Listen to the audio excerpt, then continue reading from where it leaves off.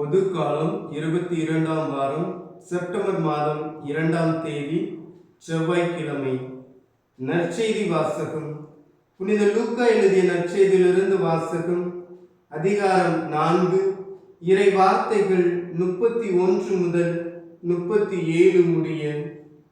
அக்காலத்தில் இயேசு கலிலேயாவில் உள்ள கப்பர்நாகும் ஊருக்கு சென்று ஓய்வு நாட்களில் மக்களுக்கு கற்பித்து வந்தார்.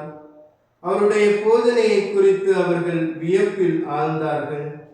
ஏனெனில் அவர் அதிகாரத்தோடு கற்பித்தார். தொழுகை கூடத்தில் தீய ஆவியான பேய் பிடித்திருந்த ஒருவர் இருந்தார். அவரை பிடித்திருந்த பேய், ஐயோ, நாசரேத்து இயேசுவே, உமக்கு இங்கு என்ன வேலை? எங்களை ஒழித்து விடவா வந்தீர்? நீர் யார் என எனக்கு தெரியும். நீர் கடவுளுக்கு அர்ப்பணமானவர் என்று உரத்த குரலில் கத்தியது. வாயை மூடு, இவரை விட்டு வெளியே போ என்று இயேசு அதனை அதட்டினார்.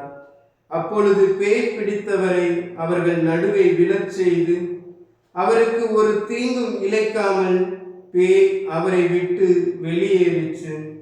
எல்லோரும் திகைப்படைந்து, எப்படி பேசுகிறார் பாருங்கள், அதிகாரத்தோடும் வல்லமையோடும் தீய ஆவிகளுக்கு கட்டளையிடுகிறார், அவையும் போய்விடுகின்றனவே என்று ஒருவரோடு ஒருவர் பேசிக்கொண்டனர்.